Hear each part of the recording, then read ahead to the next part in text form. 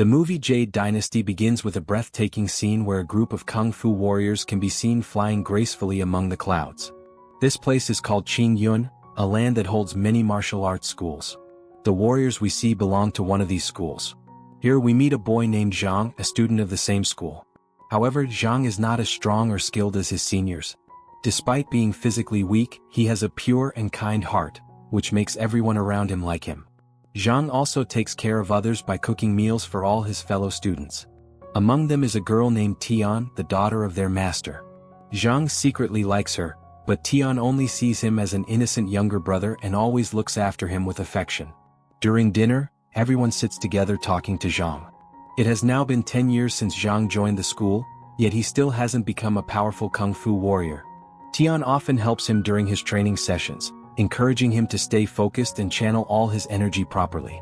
But Zhang always gets distracted, mostly because of Tian's beauty. Suddenly, Zhang remembers that this very day marks 10 years since his parents were killed. Hearing this, Tian takes him back to his village. There, Zhang recalls what happened 10 years ago. He tells her that on that day when he was returning home, he saw a circle of lightning forming near his village. His father, who was a skilled martial arts master, was fighting against a dark force wearing a mask. His father managed to defeat the creature, but before it vanished, it struck back with a powerful thunder attack, destroying everything. When Zhang and his friend woke up the next morning, they found that everyone in the village, including Zhang's parents, had lost their lives. From that day on, Zhang swore that he would one day take revenge for his parents. Just then, the masters from the Qing Yun Sect arrived, along with Tian. Zhang begged their master to take him in as a disciple so he could train and avenge his family. Since that day, Zhang has been living and training in the school. He tells Tian that even after 10 years, he still doesn't know who was truly responsible for the destruction of his village. Later we see the masters of Qing Yun gathered together. Among them is a female master who only trains girls. They discuss an upcoming martial arts competition in which students from all schools will take part. The lady master proudly mentions that her student Shu Qi will also compete, and she is confident no one can defeat her. That night, all the students secretly sneak out to watch Shu Qi's training. Shu Qi is not only beautiful but also highly skilled. However, because of the crowd, Zhang accidentally falls right in front of her. Feeling embarrassed and mischievous, Shu Qi decides to teach him a lesson by releasing some tiny itch-causing insects on him. Later that night, Tian applies a special herbal oil to Zhang's skin to ease the itching. The oil was extremely rare and hard to find, yet Tian had managed to bring it just for him. This makes Zhang believe that maybe Tian also has feelings for him. The next day, Zhang goes to a river and calls out to someone. Suddenly, a huge dragon emerges from the water. Zhang often visits this dragon and brings it plenty of food. He tells the dragon that he wants to confess his feelings to Tian and let her know how much he likes her. In the next scene, Tian gives Zhang her father's martial arts books because she wants him to become a strong warrior before the competition. Zhang begins to train with full dedication. During his training, the locket he wears begins to glow. It was a stone his father had given him long ago, saying it possessed immense power, but also a dangerous ability to control its bearer. His father had warned him to throw it into a deep pit so that its power could never harm him. Now, Zhang finally decides to get rid of the stone once and for all. But as he prepares to do so, a mischievous monkey appears and starts bothering him. The monkey pushes Zhang while trying to grab the stone, causing him to fall into a deep river, and the story takes a mysterious turn from there. Zhang was drowning, but suddenly the magical stone lifted him out of the water. As soon as he came to the surface, the mischievous monkey appeared again, trying to snatch the stone from him. It even bit his arm in the struggle. Blood began to flow from Zhang's arm, and to his surprise, the stone absorbed his blood. At that very moment, a mysterious staff emerged from the depths of the river, and Zhang's glowing stone fused with it, creating an immensely powerful magical weapon. This staff was later known as the blood-drinking staff. From afar, the masters of the sect witnessed this strange event. They discussed among themselves that the legendary weapon had appeared once again and worried that the Ghost King would soon come to claim it. Meanwhile, on the other side, we see the Ghost King himself along with several dark creatures. He sends one of his followers to retrieve the staff. The magical staff eventually finds its way back to Zhang. When the monkey nearly sinks into a swamp, Zhang saves its life.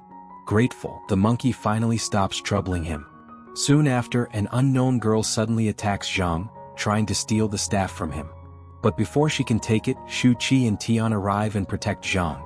The mysterious girl escapes. Later, Zhang notices something astonishing. The bite wound on his arm has completely healed. This meant that the magical staff also possessed healing powers. However, Zhang decides to keep this discovery a secret from everyone. The next day, while Zhang is asleep, the same mysterious girl returns and once again tries to steal the staff. But as soon as she grabs it, the staff pulls her back toward Zhang, as if it were spiritually connected to him. Frightened, the girl flees as soon as Zhang wakes up. Not long after, Zhang's masters inform him that he will also be participating in the upcoming martial arts competition. Delighted by the news, Zhang feels both nervous and excited. His friend soon arrives, bringing updates about the competition. It's revealed that Tian seems to have feelings for Zhang's friend, which breaks Zhang's heart. Seeing the two of them together leaves him deeply saddened and disappointed. Just then, Zhang notices a group of people chasing someone. It's the same mysterious girl from before. Instinctively, he joins the chase and they all end up hiding near the base of a mountain. There, the girl again attempts to take the magical staff, but this time, the staff unleashes its power and renders her unconscious. That evening, Zhang cooks food for her and takes care of her injuries. Initially, she plans to harm him, but as they talk, her attitude softens.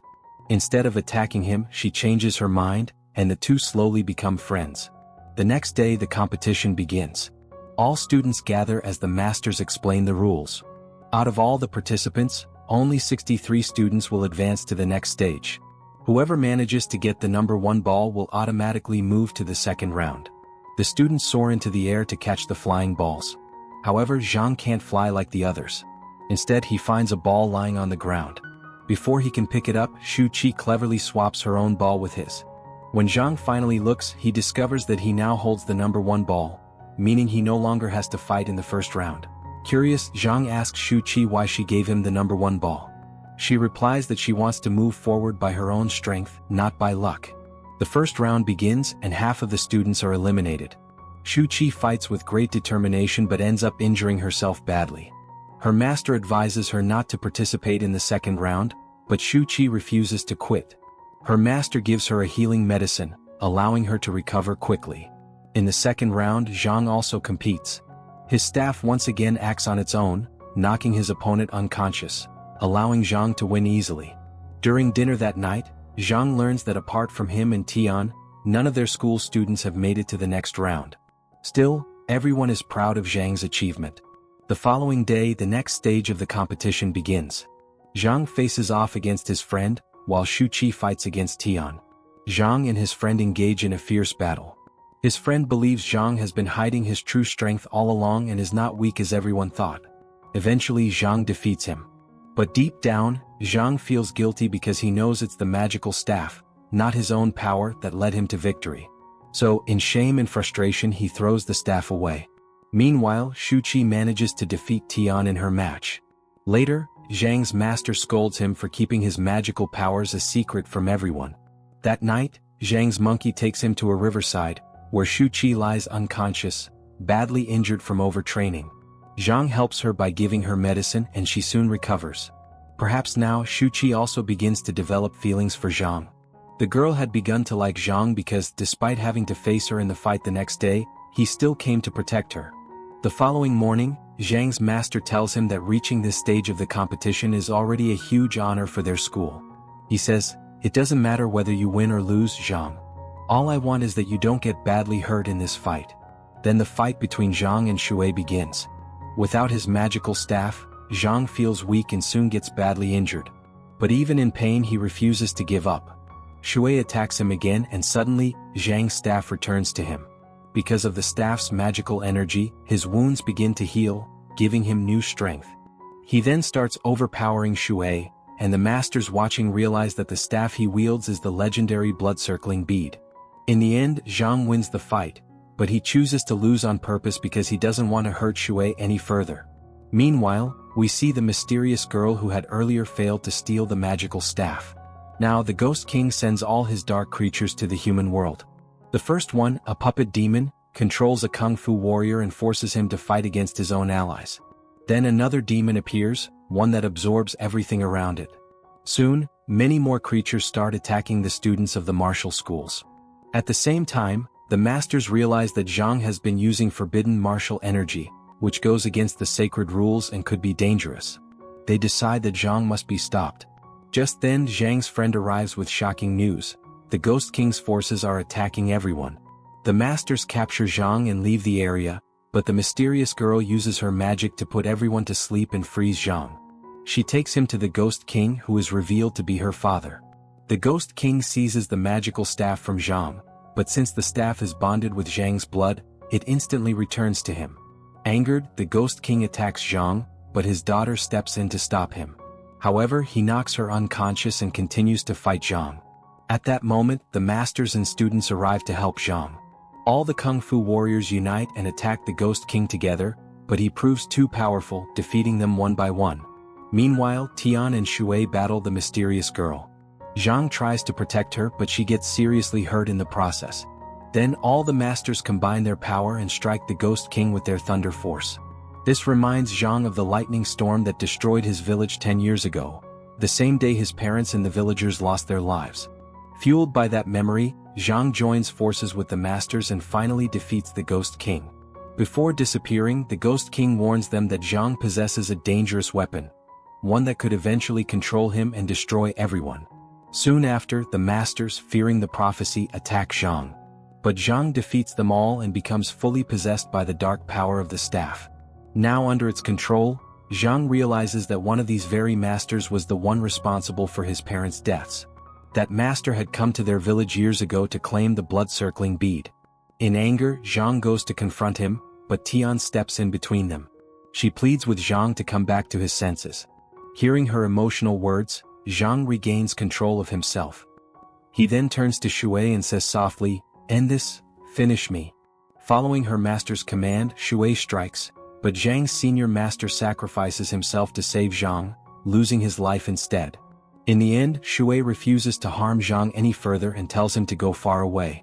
Zhang leaves with the Ghost King's daughter, the same girl who had once tried to take the magical staff. And with that, the movie ends. If you enjoyed this story, don't forget to like, share, and subscribe to Movie Express for more amazing movie explanations. See you in the next video.